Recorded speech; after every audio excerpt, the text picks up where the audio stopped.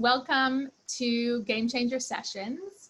As many of you know, Game Changer Sessions is a series where we invite brilliant minds, like our guest today, Janet Bannister, to come and share how they're thinking about creating the future. And as you know, it's not just about creating the future, it's actually about creating the future we want.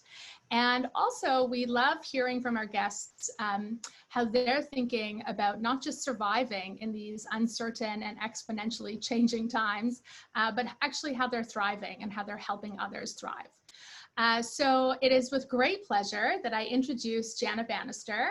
Janet, I've known Janet for a very long time. We both go way back in the tech ecosystem. Janet is exceptional. She is a partner at Real Ventures. And Real Ventures is one of the top VCs in the country. She helps lots of companies in the portfolio build large industry-defining companies. In addition to working with this incredible portfolio at Real, she is also very active in the Canadian tech ecosystem. She sits on the board of Communitech in Waterloo, the Vector Institute in Toronto, as well as the Toronto Region Board of Trade. She's an active advisor to the DMZ, Creative Distraction Lab, and really the list goes on. Janet has a long history in helping scale and work with technology and startups. She launched Kijiji in Canada. She also spent 4 years at eBay, and she started her career in strategy consulting at McKinsey. So welcome, Janet. It is really great to have you here. Thank you so much, Candice. It is great to be here. Awesome. So it is the first week of September. Can't believe the summer is over. How have you been? How has, a summer during COVID sort of been for you? And how is it, for you going back to school and back to work? Yeah, it's overall, it's been a good summer.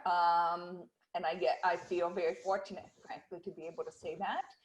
I think the biggest thing that, has impacted is, as you mentioned, so I'm managing partner at Real Ventures, and most of we have a team of about 25 people, and about just over 20 of those people are in Montreal. And so I think one of the most interesting dynamics of everybody being remote is that there's no longer the Montreal team and the Toronto team. And it's no longer a matter of, hey, I'm not geographically located as close to the main office as everybody else. And so suddenly distances don't matter. And I think that has been one of the most interesting things, that if you have a dispersed team, or if you have some part of your team at the head office and other people elsewhere, it can actually make you one solid team in a way, because everybody is that same degree away from each other. So that's been interesting. I love that. That's such a silver lining, right, around what has happened. And it's such a profound one, right? This idea that, we're all so far away from each other that we're so close, right? That it actually doesn't matter. And the power of technology to allow us to do that. So that's really, really interesting. Yeah. I also say, sorry, just one thing, other thing. Yeah, go ahead. About that is that it's interesting because, I say, hey, every single day we are invited into each other's homes. And so, whether it's somebody's small kid runs into the Zoom call, or whether the dog starts barking, or whether somebody says, hey, I gotta run and answer the door because this package has arrived, or what have you. In a way, it feels like, hey, we're all going through this, we understand, and we, as I said, are invited more deeply into people's lives because there's no longer as much separation between work and home life. That is so true, and it's so profound, really, and it's wonderful in many ways and challenging in other ways. I'd say the wonderful part is I'm looking at this beautiful photo of your dog. Is this a COVID puppy, or has your dog been around pre-COVID? No, he's been around for a while. He's actually almost 11 years old, and I think he is loving the fact that we are home all day. So he's feeling quite happy about things. Oh, that's great. Yeah. Wonderful. Well, I'm really interested in sort of talking about two different themes today, and we have half an hour, so maybe we'll spend a bit of time on each one. I mean, creating an uncertainty right now, you have a front row seat. Obviously, as managing partner of Real Ventures, you're literally figuring out what areas you're excited about for the future, and you're helping entrepreneurs who are creating the future.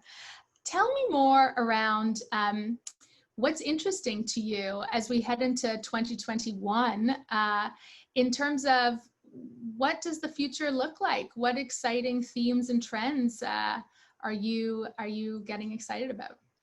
Absolutely. Well, I think I would answer that almost in two areas. One is, what are the interesting sort of areas, as you said, areas in terms of technology or how our lives are changing as a result of this new environment.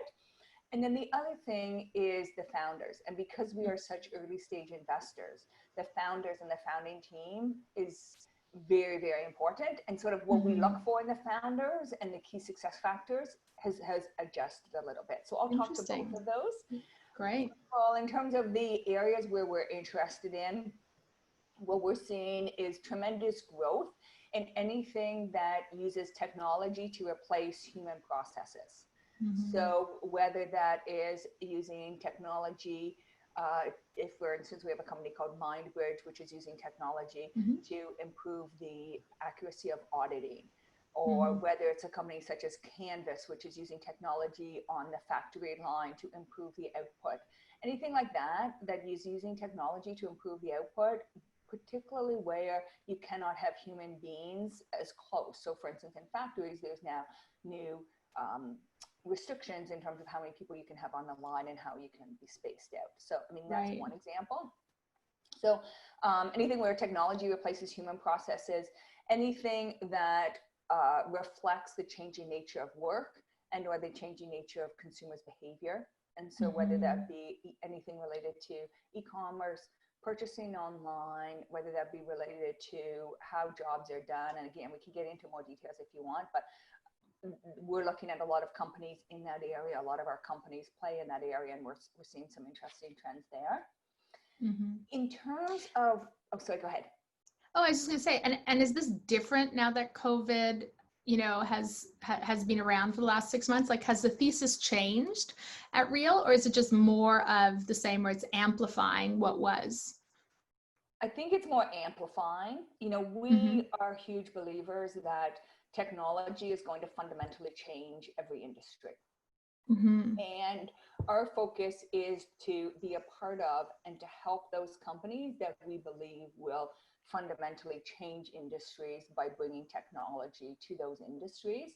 And so at a high level, that has not changed. However, how it plays out in some cases has changed. But as you say, the core thesis, and when I look at most of our companies, so we have about 100 active portfolio companies. Some have been very significantly impacted, particularly those that have anything to do with live events, hospitality, transportation, you know, obviously huge impact. But the majority, and then there's some on the other end that have really grown as a result of COVID. So that would be things particularly in e-commerce, some digital health things like that. But for the vast majority of our companies, it's now, particularly now, you know, which is different from March, April, it's back to business as usual.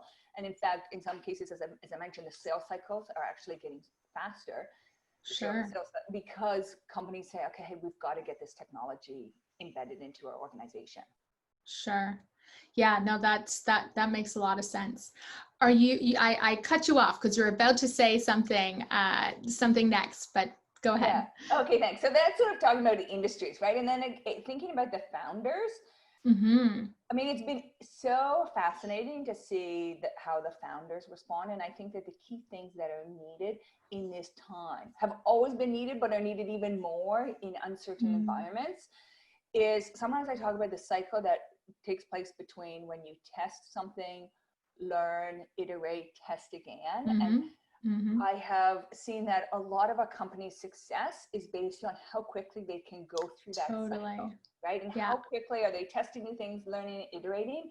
And in times of uncertainty, that ability to iterate, to say, okay, you know, what worked last month is no longer working, so let's try something new. And that nimbleness is so important, and is more important now than ever before.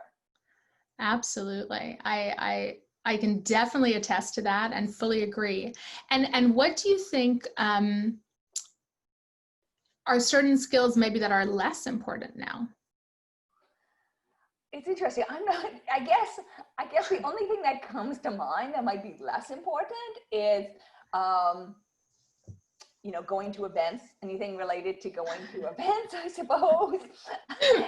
How well you travel. I guess those are less important. But I think, I mean, other things that are more important is I mean, maybe it's not more or less important, but it's different. And that's like, how do you build your team in a remote environment? Everybody. And so I guess perhaps, again, something that's, again, more different is, hey, if it was traditionally a CEO that got super excited being in front of people, who got their energy from that human interaction, and get up in front of a group and rally the troops and go to events and rally people, like, well, that is I guess, no longer as important, right? Oh, but that underlying ability to motivate people is still there, but it's got to be done in a different way. And so you need somebody who can achieve the same objective, but achieve it in a slightly different way. Yeah, I think that's really, really big, actually, right? Like that's the way in which you have the opportunity to rally teams and create culture is fundamentally different. And some people really do respond to physical energy, right? I know, you know, there's certain people that are finding Zoom incredibly difficult because it's a different frequency. And others who are loving it, actually, because it's a different frequency. So I think that's very astute in terms of those two skills.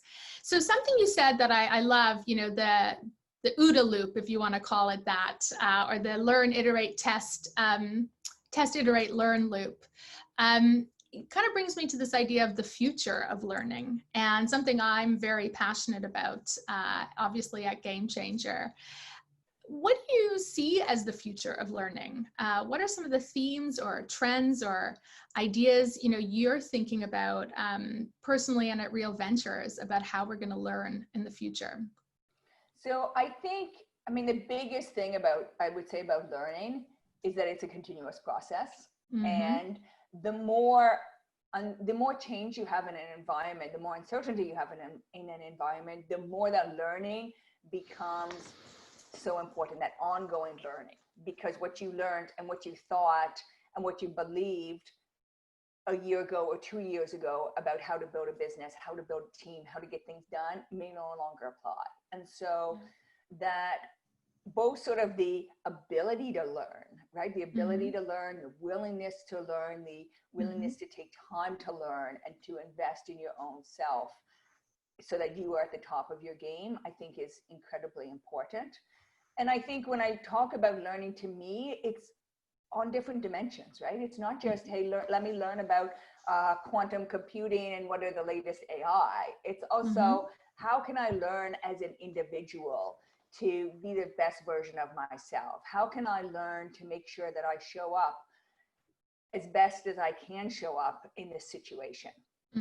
Oh, you're definitely speaking my language, because Game Changer is truly all about being super passionate about creating the future, but actually the personal work around how to thrive, right, in these uncertain and exponential times. So I am 100% in agreement. And they're not separate. They're actually very, very related.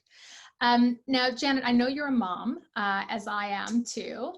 What do you think about the future of learning from, you know, your child's perspective, and how are you seeing virtual live learning experiences and virtual learning taking place both at a company level for your founders and teams, as well as for kids? What do you think are going to be some of the big shifts over the next, few years?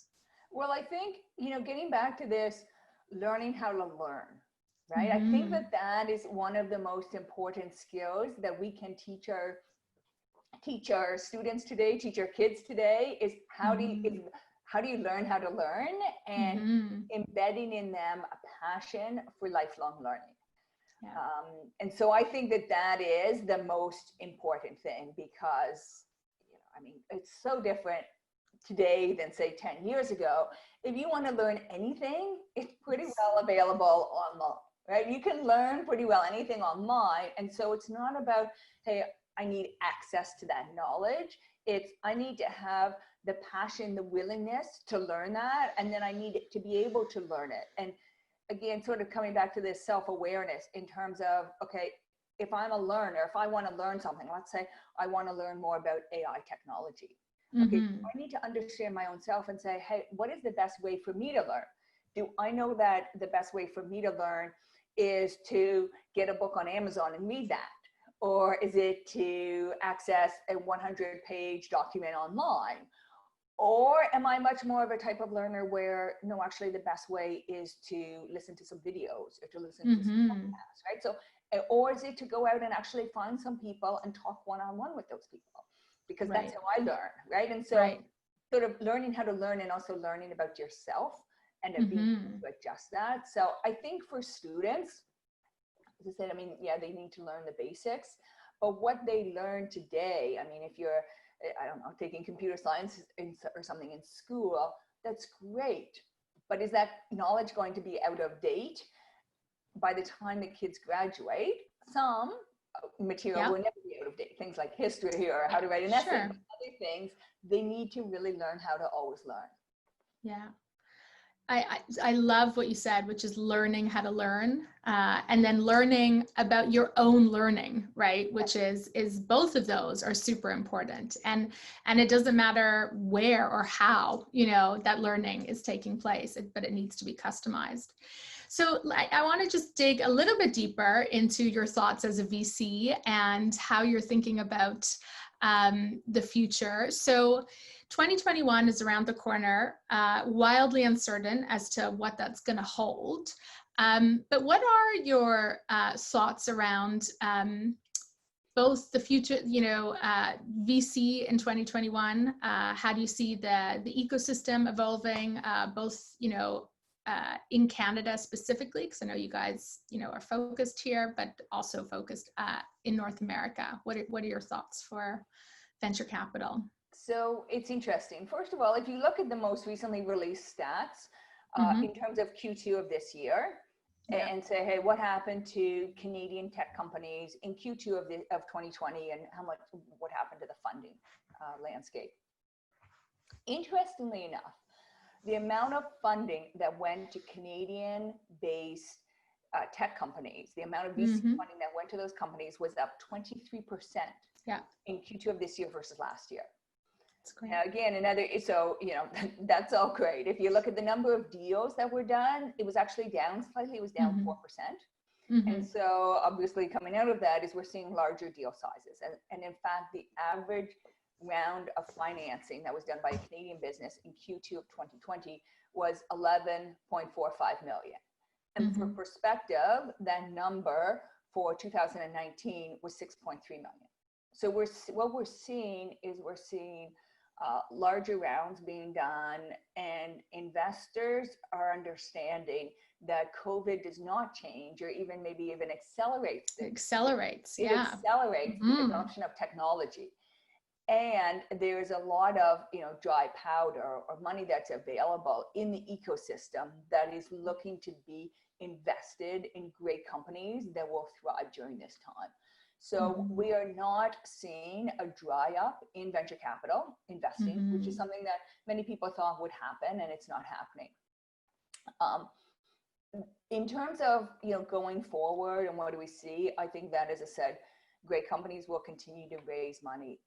In terms of Canada, we have seen huge growth in the Canadian ecosystem over the last several years. In fact, the amount of capital invested in early stage Canadian companies has doubled in the past 3 years. And we as a firm continue to believe very strongly in the Canadian ecosystem. And I think that as we have seen around the world with technology ecosystems, whether that be Israel or Silicon Valley or places in Europe, is that it's a virtuous cycle. And so, and it, you know, it says, as I sometimes say, success begets success. Absolutely. And the more successful companies that there are in an ecosystem, that makes more success, because you've got repeat entrepreneurs that are coming back, you've got strong talent that is coming back, that is without a successful company, and then they're saying, okay, great, now I'm going to go and do another startup, or I'm going to join a startup, and they have that experience, and it also attracts venture capital. And so we are definitely seeing that virtuous cycle happening in Canada. And you know, a couple of things, so such as immigration. These immigration, what's happening in the US, what's happening in Canada, it is definitely helping the Canadian ecosystem, because we are attracting great talent. And we are seeing this in our companies, where they are hiring and bringing to Canada great talent from all around the world. Absolutely. And it's absolutely helping our ecosystem. Yeah, as you know, I'm an immigrant, right? So I came here in 92, and it's what makes this country great, right? Like in so many ways. And certainly Toronto is 52% first generation immigrants. And I think what you say is so true. Everything is polarized right now, in good and bad ways, but I think what you're highlighting is the amplification and the acceleration of more capital into a technology-enabled future. And in a world where immigration is not as wanted in, you know, our next door neighbor, it's causing a tremendous, you know, positive consequence of that by attracting a lot of people to our ecosystem. So yeah, I completely agree. So you're really bullish, as am I, on 2021 for tech, Canada, and VC. Absolutely. Yeah. Great. So I want to shift the conversation. You know, you're somebody who I really look up to, and somebody who I've, you know, watched grow in both professionally and clearly personally over the years. And, you know, you kind of made mention to it here, which is a big part of leadership is the self-awareness and this learning how to live with uncertainty. And you're looking at that in founders, and I'm sure you're wrestling with that at the firm. So can you tell me about a few lessons you've learned having to manage through these times, yourself in particular? Yeah, I think it's interesting. So as you may know, in January of this year, I was named managing partner and a real venture, so the sole managing partner. So for those of you who are listening who may not be as familiar with sort of the structure of companies, it's almost a bit like being the CEO of Real Ventures. And yeah, then 2 months later, we got into COVID. And so it's been an interesting time. I would say a couple of things that I have noticed is that it's true that uncertainty and crisis is an opportunity for strong leaders to emerge. Definitely. And so when the impact of COVID became clear in March, you know, we had, and I always talk about our 3 constituencies, right? We have our portfolio companies. We need to think about them. How are they doing? What can we do to help them? And, you know, a whole bunch of work on our portfolio companies. Second constituency that we need to think about is our investors, and how can we provide the level of transparency to them? And then the third is the Real Ventures team, and how can we help them, who are now not only remote environment, but as you alluded to earlier, several of them have young kids at home where they have 2 working parents, and how do we deal with that? And so I think being able to be very visible and proactive and thoughtful around how we as a firm respond and change how we work against all those 3 elements has been very effective. I think when I think about our portfolio companies, again, what's interesting, this whole notion of when you have uncertainty, when you have huge change, is that I think, as I said, it's a time for strong leaders to step up, and either the team can rally and reach new heights, or they cannot. And when I Right. talk to some of our CEOs and some of our portfolio companies, some of our CEOs will say, Janet, the work that this team has been producing is phenomenal. Everybody has rallied together. We've been focused. We've been driven. I can't believe how much we have developed in the past 3 months or 3 weeks or what have you. It's been phenomenal. And other CEOs who say, oh, Janet, I mean, it's really bad. Like, you know what, we have basically, we've been paralysis because nobody knows what to do and we're concerned and we're trying to manage all these things. And so one of the fascinating things in my role is I get to look at so many different CEOs and how are they responding and learn.